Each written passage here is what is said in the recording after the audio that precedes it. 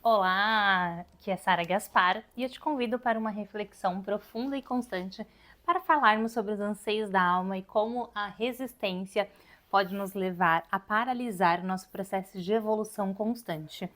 Muitas pessoas estudam e querem evoluir constantemente. A gente vê aqueles ensinamentos básicos sobre faça repetição de mantras, repita várias vezes, entre em contato com o seu desejo, visualize.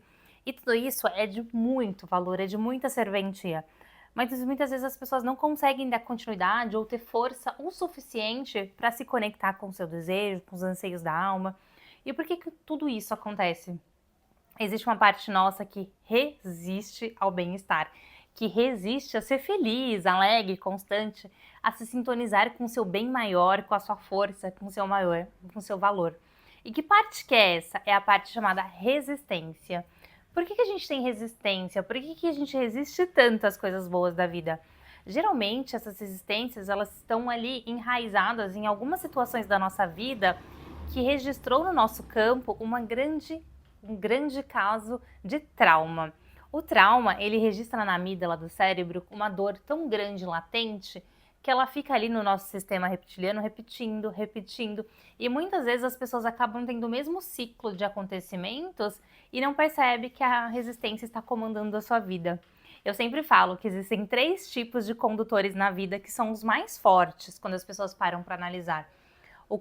A pessoa que é conduzida pela sua alma, pela sua essência, são as pessoas que são alegres, constantes, que estão em constante crescimento, evolução, expansão. As pessoas que são conduzidas pela criança interna, que são as pessoas que estão sempre se vitimizando, reclamando, fazendo birra, aquela pessoa que você vê que gosta de arrumar uma encrenca, é aquela criança gritando e pedindo atenção constantemente. E o que eu acho que também é bem forte é o ego opressor. Aquela pessoa que sempre se sente a pior, eu sou a vítima, ninguém me olha, ninguém me persegue. O ego opressor, ele atinge muitas vezes as pessoas porque elas acreditaram na história de que elas precisam se colocar numa atitude menor para receber atenção, para receber amor e carinho. Isso nada mais do que uma forma que a pessoa encontrou de ser amada. Então, ou ela quer ser amada pela criança, se alguém perceber que eu tô fazendo birra, que eu tô tentando as coisas pela força, eu vou conseguir. Não. Se eu for o opressor, se eu mostrar que aqui que eu tô precisando de atenção, eu preciso muito de atenção, eu sou uma vítima, ela vai receber atenção e vai receber amor. São puras formas de enganação. A gente tem que ser para ter. E para ser, a gente só consegue ser a partir da essência. Só a essência que pode ser, e a essência é leve, é calma, é amorosa, sem precisar, sem ter essa questão de, eu sou amorosa porque eu quero de volta o amor. Não, é uma coisa natural, sabe? Você não fica ali numa necessidade de aprovação constante, fazendo as coisas para quê? Não existe esse vínculo na essência de eu vou fazer isso para ter aquilo. A essência, ela simplesmente faz, ela simplesmente é. Ela não tem mecanismo de recompensa. Não tem isso de eu quero fazer com o intuito de. Não, você é natural, é espontâneo.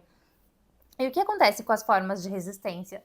As pessoas têm várias e várias formas de resistência. Resistência a ler, resistência a estudar, resistência a evoluir, resistência a ir a lugares diferentes, a se conectar com pessoas diferentes, resistência de ouvir a alma, a essência e se conectar com a sua verdade, resistência de silenciar a mente, resistência de mergulhar no trauma. Essa é a grande diferença. Quando você entra numa situação do dia a dia, uma polêmica, veio ali alguém e te incomodou e te trouxe ali uma dor muito profunda, eu vejo isso constantemente. Às vezes, quando eu estava no meu processo mais inicial de evolução, acontecia uma briga com a minha irmã, por exemplo, e eu ficava num ciúmes danado da minha mãe, pensava, eu sou a filha do meio, né, para variar.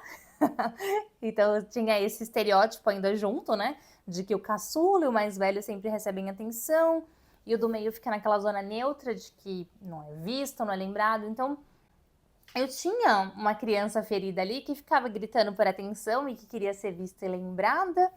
Então, por mais que eu não verbalizasse isso e não falasse, estava ali na minha alma, nos meus anseios. E aí eu lembro que muitas vezes eu ficava pensando, porque minha mãe dá tanta atenção pro meu irmão, pra minha irmã, enfim, não importa quem fosse, mas vinha aí essa pontinha de mensagem na minha mente. E o que a maioria das pessoas fazem é calar a boca da sua criança. O que essa criança tá reclamando? Que a minha mente tá reclamando que não tem atenção da minha mãe? Nossa, nada a ver isso, eu já sou uma adulta. Por que tem que ficar choramingando por isso? E aí essa dorzinha que era desse tamanho, ela se torna desse tamanho. Então a resistência de ouvir as dores da sua criança é o que te faz entrar em situações que essa criança, ao invés dela ter um chorinho desse tamanho na sua mente, ela vai ter uma atitude impulsiva, que vai gerar um desconforto entre você e as pessoas próximas. Ela vai explodir nos momentos que não é para explodir. Ela vai ser infantil nas horas que não é para ser infantil. Então, tudo isso a nossa criança, ela traz à tona porque a gente não acolheu ela. E aí, quando eu passei a entender isso, quando vinha essa mensagenzinha assim de ai, mas não estão me dando atenção, eu não estou sendo vista. Eu colocava uma música reflexiva, ou até mesmo no banho, parava para acolher essa minha criança e falava, tá tudo bem. Respira fundo, se conecta com a sua criança e fala, tá tudo bem. Eu tô aqui para você, eu vejo você, eu aceito você do jeito que você é. Isso tudo é uma forma de interpretação sua, da sua memória, mas que ela não é necessariamente verdadeira. Vamos olhar através de um outro ponto de vista? E convidava a minha criança para refletir sobre quantas vezes a minha mãe foi amorosa, quantas vezes ela me colocou em primeiro lugar, quantas vezes ela teve situações na vida dela que ela me escolheu. Quantas vezes o modo natural dela, simplesmente de ser mãe, já demonstrava o amor. Porque a gente tem muito essa raiz da nossa consciência de que precisa fazer alguma coisa e não precisa fazer nada. Não existe uma obrigação para a mãe de como ser mãe, não existe. Isso tudo são papéis que a nossa criança ferida impôs. E eu trazia essa consciência para minha criança de tá tudo bem. Reconhece que não precisa de nada para sentir o amor. A simples existência já é uma forma de amor. Respira profundo, mergulha, sente. Deixa eu sentir o que está acontecendo aqui dentro de mim. Deixa eu me conectar com o meu corpo. Quantas vezes a gente se conecta com o nosso corpo e aceita as dores que ele está trazendo? Às vezes uma dor na coluna, no braço, nas costas. São formas da essência e o corpo manifestar o que está acontecendo aqui dentro. Então se conecta, respira, sente. Tudo bem, corpo? Tudo bem, criança? Tudo bem, Sara? Todo mundo junto aqui, tá tudo bem. Vamos respirar e sentir isso. Respira, sente, aceita e deixa aí.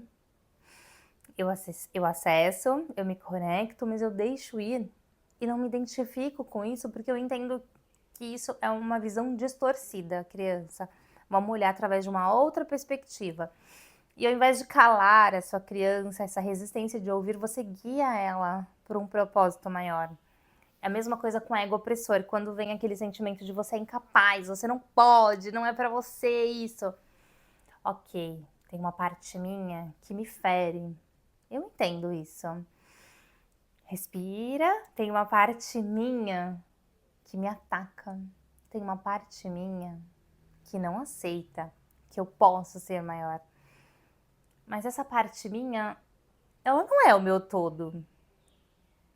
Ela é uma parte ferida, que por estar ferida, continua me ferindo. Mas se eu acolher ela, se eu demonstrar para ela o amor, será que ela vai continuar me agredindo? E aí você acolhe essa sua parte ferida, acolhe esse seu ego opressor, respirando. Eu entendo você, ego opressor, eu entendo que você aprendeu que talvez me cutucando eu fosse fazer as coisas com mais pressa, que talvez me colocando na parede eu fosse conseguir as coisas. Sabe aquela pessoa que aprendeu que tem que ser pela dor? Esse é o ego opressor. E aí você fala, ok, eu já aprendi pela dor. Tiveram vários ensinamentos na minha vida e ele foi necessário. Eu compreendo e aceito. Mas agora, nessa fase, eu quero aprender através da alegria.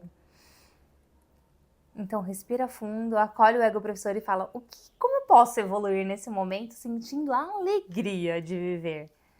Acolhe, respira, sempre respira, fala com você, conversa com a sua mente, conversa com esse monte de personalidades que existem dentro de você gritando, até o momento que elas vão entendendo que elas estão sendo acolhidas, que elas estão sendo vistas e lembradas e que elas não precisam mais gritar com você.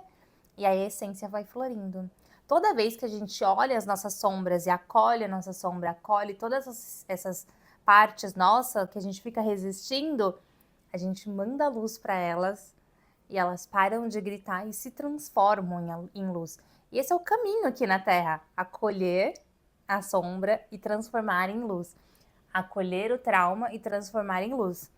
Ou você aprende a fazer isso de forma que você vai se conectando com você, ou você procura alguém que te guie para transmutar isso. O que não pode é a resistência de nadar na dor, viver na dor, sentir que tem partes suas que tem resistência de ler, de estudar, de falar, de mudar de campo, de sintonizar com o que você merece, resistência de comprar coisas boas, resistência de comer coisas boas, resistência de ir para lugares bons, resistência de sorrir, de se sentir alegre e divertida, resistência de não fazer nada, simplesmente ter um momento de ócio, resistência de dormir demais, resistência de dormir de menos. Quantas resistências a gente tem que nos impede de ser tudo que eu posso ser? Então, se você quer ter uma vida mais leve, mais amorosa, abraça todas essas resistências e descobre o que tem por trás disso aí. Quem que eu vou ter que respirar agora profundamente para acessar essa camada aí que está precisando de luz? A maior luz que você coloca se chama respiração. É assim que a gente se conecta com a parte superior. Não precisa meditar, obviamente que é bom também, né? Mas você não precisa meditar o tempo inteiro, parando no silêncio profundo e se conectando com você.